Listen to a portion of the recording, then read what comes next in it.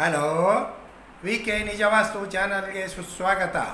ಈಗಾಗಲೇ ನಾನು ಹೇಳಿರುವಂತೆ 65ನೇ ಎಪಿಸೋಡನ್ನು ಮಾಡುತ್ತಿದ್ದೇನೆ. ಈಗಾಗಲೇ ಈ 65 ಎಪಿಸೋಡ್ಗಳಲ್ಲಿ ನಾನು ಮನೆಯ ಬಗ್ಗೆ ಮತ್ತು ಆಫೀಸಿನ ಬಗ್ಗೆ ಇತರಾದಿ ಬಗ್ಗೆ ಕೂಲಂಕುಷವಾಗಿ ಹೇಳಿದ್ದೇನೆ. ಕಟ್ಟಡದ ಬಗ್ಗೆ, ಯಾವುದೇ ಕಟ್ಟಡವಿರಲಿ ವಾಸ್ತು ಪ್ರಕಾರ, ವಾಸ್ತು ನಿಯಮದ ಪ್ರಕಾರ, ವಾಸ್ತುಶಾಸ್ತ್ರದ ಪ್ರಕಾರ ಇರಬೇಕು.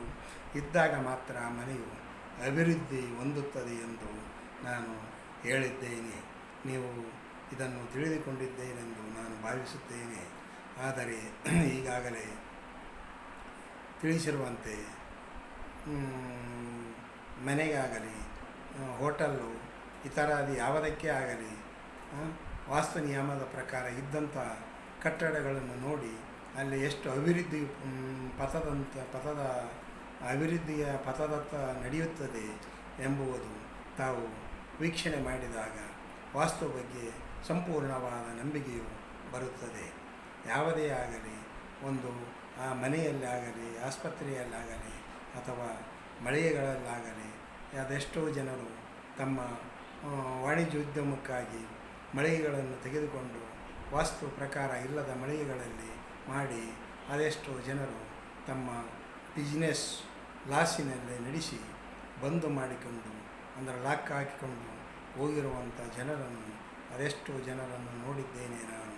ಒಂದು ಸಲ ಜೀವನದಲ್ಲಿ ಬಂಡವಾಳ ಆ ವ್ಯಕ್ತಿ ಎಷ್ಟು ಹೂಡುತ್ತಾನೆ ಎನ್ನುವುದು ಮುಖ್ಯವಾದ ವಿಷಯ. ಬಂಡವಾಳ ಹೂಡಿದ್ದು ತನ್ನ ಕೈಗೆ ಬರದ ಹಾಗೆ ಅದರಲ್ಲಿ ನಷ್ಟವನ್ನು ಅನುಭವಿಸಿದರೆ ಪುನಃ ಆ ವ್ಯಕ್ತಿಯು ಮತ್ತೆ ಜೀವನದಲ್ಲಿ ಯಾವುದೇ ಅಭಿವೃದ್ಧಿಯ ಪಥದತ್ತ ನಡೆಯಬೇಕೆಂದರೆ, ಇತರಾದಿ ಬಿಸ್ನೆಸ್ ಮಾಡಬೇಕೆಂದರೆ ಅದು ಅಸಾಧ್ಯದ ಮಾತು. ಒಂದು ಸಲ ಮನುಷ್ಯ ಜೀವನದಲ್ಲಿ ಪೆಟ್ಟನ್ನು ತಿಂದಾಗ ಮತ್ತೆ ಪುನಃ ಪೆಟ್ಟು ತಿನ್ನುವುದಕ್ಕೆ, ಅಂದರೆ ಲಾಸ್, ಅಂದರೆ ಲುಕ್ಷಾನ ಆದಾಗ ಆ ವ್ಯಕ್ತಿ ಪುನಃ ಯಾವುದೇ ಒಂದು ಬಿಸ್ನೆಸ್ಸನ್ನು ಮಾಡಬೇಕೆಂದರೆ ಭಾಳ ಅಂಜಿಕೆಯ ಸ್ವಭಾವ ಆಗುತ್ತದೆ. ಅದಕ್ಕೆ ನಾನು ಹಿಂದೆ ಹೇಳಿದಂತೆ ಯಾವುದೇ ಆಗಲಿ, ಮನೆಯಾಗಲಿ, ಕಟ್ಟಡವಾಗಲಿ, ಆಸ್ಪತ್ರೆಗಳಾಗಲಿ ಅಥವಾ ಹೋಟೆಲ್ಲಾಗಲಿ, ಇತರಾದಿ ಉದ್ಯಮ ಯಾವುದೇ ಪ್ರತಿಯೊಂದು ಉದ್ಯೋಗ, ಕಟ್ಟಡವೆಂದರೆ ಆ ಕಟ್ಟಡದಲ್ಲಿ ವಾಸಸ್ಥಾನ ಇರಬಹುದು, ಮಠ ಮಂದಿರಗಳಿರಬಹುದು, ಗುಡಿಗಳಿರಬಹುದು, ಯಾವುದೇ ಇರಬಹುದು. ಅದು ವಾಸ್ತು ಸಿದ್ಧಾಂತದ ಪ್ರಕಾರ ಇದ್ದರೆ ಮಾತ್ರ ಅಲ್ಲಿ ಅಭಿವೃದ್ಧಿಯು ನಡೆಯುತ್ತದೆಂದು ನಾನು ಹೇಳುತ್ತೇನೆ.